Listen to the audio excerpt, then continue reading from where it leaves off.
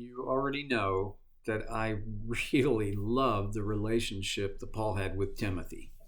I love it that Paul didn't try to dominate Timothy's life. I love it that Timothy, that we know of, didn't push hard against what Paul wanted. I love it that they had this harmony, a kind of hot button leadership word is synchronicity. Well, they had a healthy, balanced relationship. I love that. And I love in 2 Timothy chapter 2, verse 1, we've camped out here a lot. You then, my son, be strong in the grace that is in Christ Jesus. This is not Paul saying, Timothy, hello, buck up. No. I mean, there's nothing critical in that. This is not criticizing from Paul. This is empowering from Paul. He's saying, hey, be strong in the grace that is in Christ Jesus. Now, others would say, Timothy, you got to be stronger. You got to be strong enough to take it, dude. You got to be strong enough to not back down. Well, yes and yes and yes, except I love that Paul didn't say those things. What he said is, be strong in the grace that is in Christ Jesus. We've talked about that. How do you get strong in the grace? Well, one thing is it's very similar to whatever you want to be stronger in.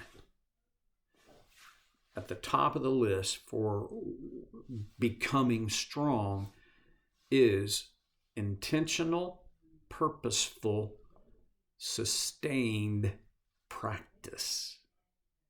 All those words, in my opinion, are important. Intentional, purposeful, sustained practice. If you've been, doing this thing very long with me, you know that I think God is, his favorite sport is golf. And I have lots of reasons for it, which I'm not going to go into right now, but I do know this much about golf. A guy can go, or a girl could go and hit practice balls by the thousands and believe it or not get any better at golf. You only get better at golf by becoming intentional and purposeful about your practice. You do things, specific kinds of practice that will produce a specific outcome that you want. And then you sustain that practice so that, thousands of golf balls later, you have men and women, boys and girls who can actually hit the ball where they want it to go, in the shape they want it to go, the yardage they want it to go. But that doesn't happen from just banging balls by the thousands. That comes from a sustained effort utilizing a focus on particular pieces of the performance that then will make a whole package. Well, could that be true of growing stronger in the grace of God? Now, last time I told you my big thing, the go-to, the starting point, this is the practice tee, is a catalog of grace moments that you can reflect on. Ideally, what we want to do is have enough of that practice of reflecting on God's grace as it happened in our lives so that we can then begin to see it as it happens in real time. You don't get to this place where you can see God's grace. You notice God's grace as it happens without developing the habit of noticing God's grace. And it is much easier to notice God's grace through the rearview mirror and then learn how to see it through the windshield of life, if that makes any sense. I also think one of the aspects of growing in grace is to, first of all, notice when it happens. And the second thing is, and this is real similar to noticing, but it's the next step beyond noticing God's grace, is to focus on God's grace. Mr. Rogers was not the perfect human being, but boy, was he good. A good man.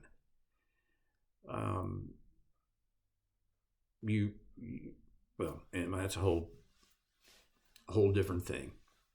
I don't think Jesus loved Fred Rogers any more than he loves Fred Flintstone. That's not what that's about. But there are just so few people who truly live their life in genuine, authentic humility before God and in fellowship with Him like Fred Rogers did. One of the things I love, one of the quotations or sayings of Fred Rogers that I love so much is remember he directed, well, when on TV in his programs, he directed all of his comments toward children, young children. And at one point he said, when bad things happen, scary things are going to happen. And when they do, always look for the helper, because there will always be helpers. Look for the helpers. Well, you and I can be helpers when we have grown and are growing strong in the grace that is in Christ Jesus. Now, how strong do you need to be in that grace to engage as a helper? I don't think you have to be very strong at all. As a matter of fact, I think I grow stronger in the grace of Christ as I help. And here's why. When I step into the role of helping, and I'm not talking about codependent enabling, I'm talking about actual helping, I will have challenges that will call for more of everything than I have.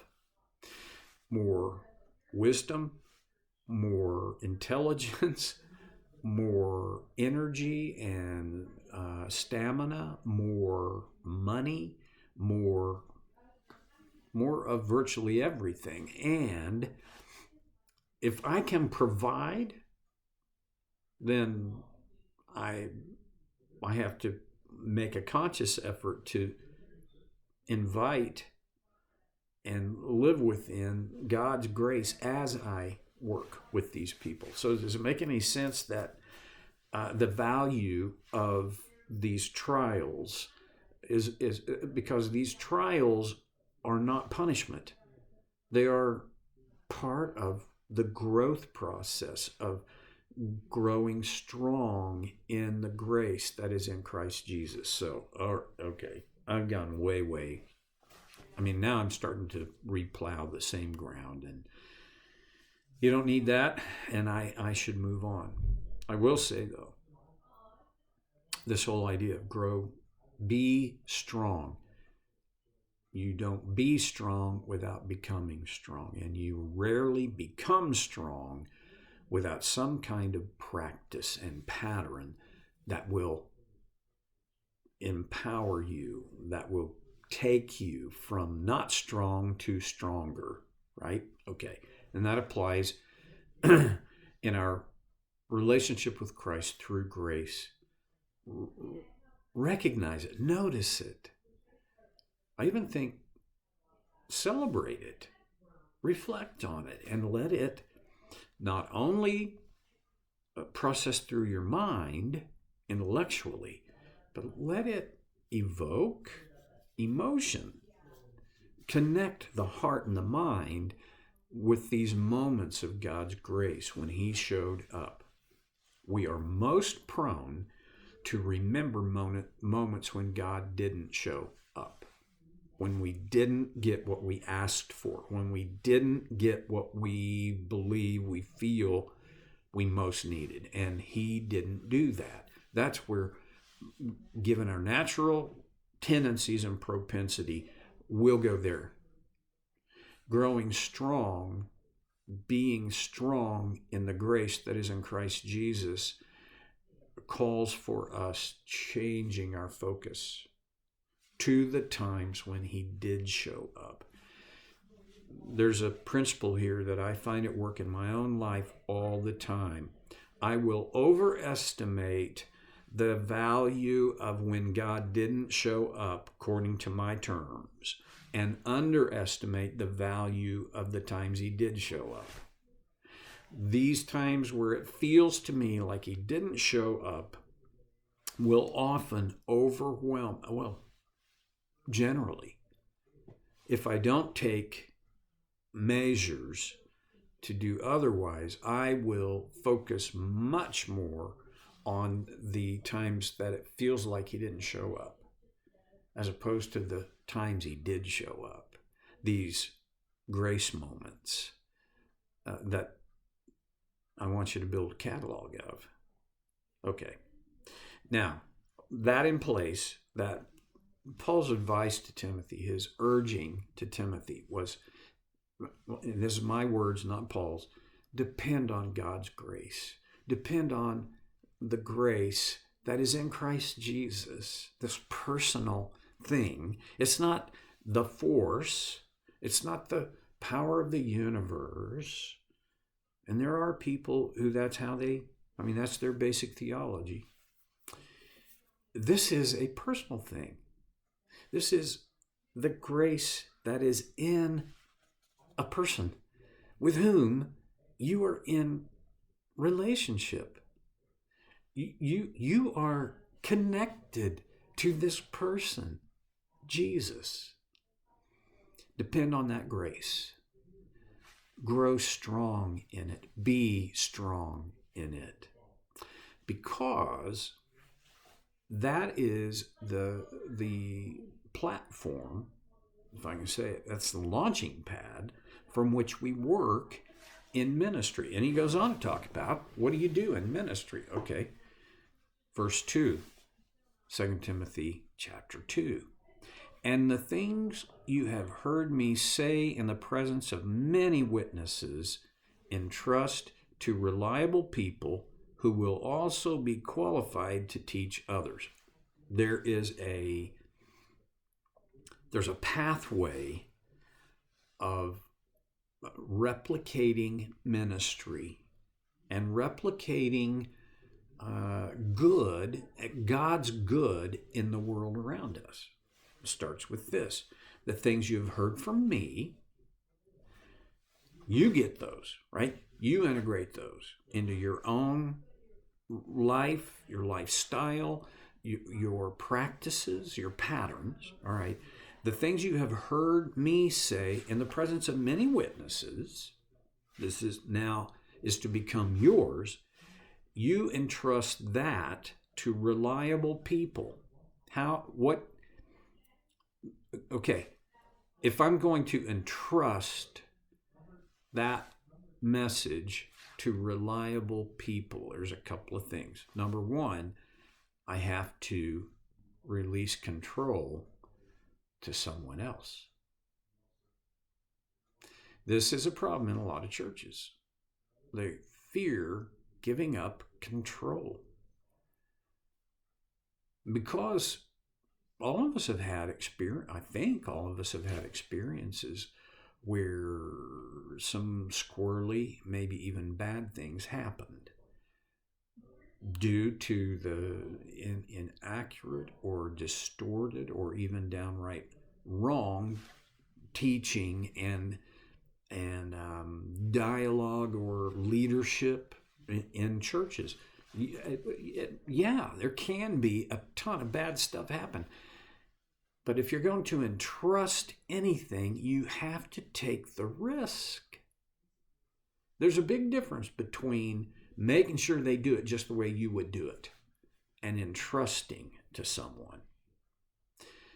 Have you ever had a boss or manager that micromanaged everything? Not fun. Well, Paul is advising against that with Timothy. And there's more to say. Really? I'll see you next time on Soul Care with Stevie Boy.